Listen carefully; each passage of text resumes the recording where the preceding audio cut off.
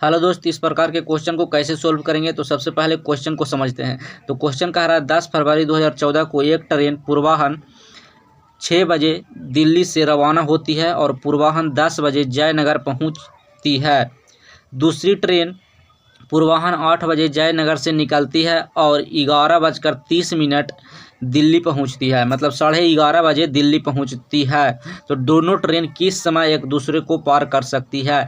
मतलब कह रहा है एक ट्रेन है जो दिल्ली से जयनगर की ओर ऐसे जा रहा है इधर की ओर, और एक है जो इधर से इधर जा रहा है। तो दोनों एक कौन सा समय है जहां पर दोनों जो मिलेगा, मतलब एक दूसरे को पार करेगा, क्रॉस करेगा, जो पूछ रहा है। अब इस क्वेश्चन में समझते हैं कि ये जो डेट दिया हुआ है इसका क्या मतलब है। ये 10 फरवरी 2014, तो इस क्वेश्चन में इसका कोई मतलब नहीं है, सिर्फ बता रहा है कि 10 फरवरी को है जो दिल्ली से रवाना हुआ था और जयनगर के लिए, और जयनगर से दूसरा ट्रेन है जो रवाना हुआ है दिल्ली के लिए। ये 10 तारीख को सिर्फ बता रहा है स्पेसिफिक डेट देकर, और इसका कोई मतलब नहीं है क्वेश्चन में। अब देखिए क्वेश्चन को सोल्व करते हैं। हेलो दोस्त, तो देखिए इस क्वेश्चन को कैसे सोल्व करेंगे। तो सबसे पहले हम क्वेश्चन समझा दिए हैं। अब यहाँ देखिए क्वेश्चन को फिगर में बदल दिए हैं। अब इसको सोल्व करते हैं। तो सबसे पहले क्वेश्चन कह रहा कि एक ट्रेन है जो दिल्ली से खुलता है और दिल्ली से खुलता है 6 बजे और 10 बजे है जो जयनगर पहुँच जाता है। और कह रहा दूसरा ट्रेन है जो 8 बजे खुलता है, जो जयनगर से खुलता है, और 11:30 में ये दिल्ली पहुँच जाता है। तो बीच में किस टाइम पर है जो एक दूसरे को क्रॉस करेगा, पार करेगा, जो कह रहा। तो देखिए इसको कैसे सोल्व करते हैं। तो सबसे पहले ध्यान रखना है कि ये ऊपर वाला जो लिखे हैं जो ट्रेन है जो जयनगर की ओर जा रहा है, और नीचे वाला जो लिखे हैं जो जयनगर से दिल्ली जा रहा है। अब अगला स्टेप देखते हैं। तो स्टेप बाय स्टेप देखते हैं। तो यहाँ पर देखिए, यहाँ पर बढ़िया से दिखा दिए हैं, एकदम पूरा बढ़िया से डिनोट कर दिए हैं। तो यहाँ देखिए ये है जो दिल्ली से जयनगर जा रहा है और ये जयनगर से दिल्ली जा रहा है। और अगला देखिए, अब यहाँ पर देखिए इसमें देखिए यहाँ पर कह रहा कि जो दिल्ली से जयनगर जा रहा है जो 6 बजे खुला है और 10 बजे पहुँच रहा है, जो 4 घंटा का टाइम लिया है। तो सही बात है, 4 घंटा का टाइम लिया है। तो यहाँ पर हम टोटल टाइम जो लिया है ना वो निकाल लिए 4 घंटा। उसी तरीक़ा से जो जयनगर से दिल्ली जा रहा है वो कितना टाइम लिया है, तो 3.5 घंटा का टाइम लिया। तो 3.5 घंटा लिख दिए हैं यहाँ, 7/2 घंटा भी लिख सकते हैं उसको।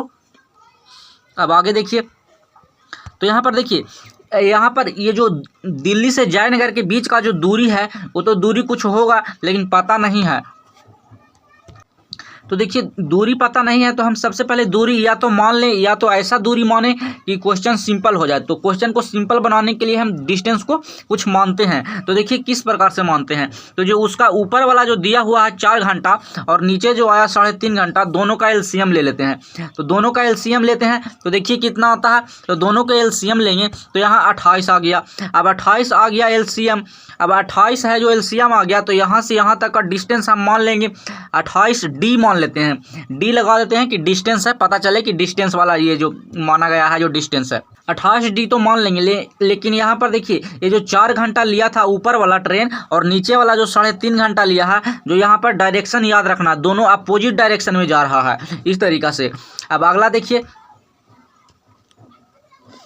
यहाँ पर देखिए जो 28 डी आया है, 28 आया था उसको में डी हम इंक्लूड करके, और 28 डी है जो हम मान लिए हैं कि जो दिल्ली से जयनगर के बीच का डिस्टेंस है। अब इसको सोल्व करेंगे तो सिंपल तरीका से सोल्व हो जाएगा। यहाँ पर देखिए ये स्पीड निकाल लेंगे। यहाँ जो है जो टोटल टाइम हमको पता है कि कितना लिया है और कितना डिस्टेंस है जो पता है, तो हम यहाँ से स्पीड निकाल लेंगे। तो यहाँ पर देखिए 28 डी है और ये 4 घंटा टाइम लिया है, तो इसको डिवाइड करेंगे तो 60 डी किलोमीटर प्रति घंटा आ जाएगा।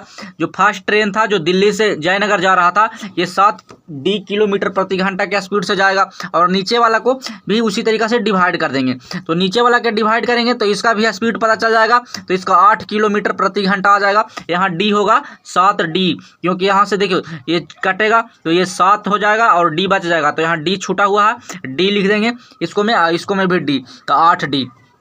अब इस तरीक़ा से इसका स्पीड पता चल गया। अब स्पीड पता चल गया, लेकिन यहाँ पर है जो प्रॉब्लम है उसको सोल्व करना बहुत ज़रूरी है।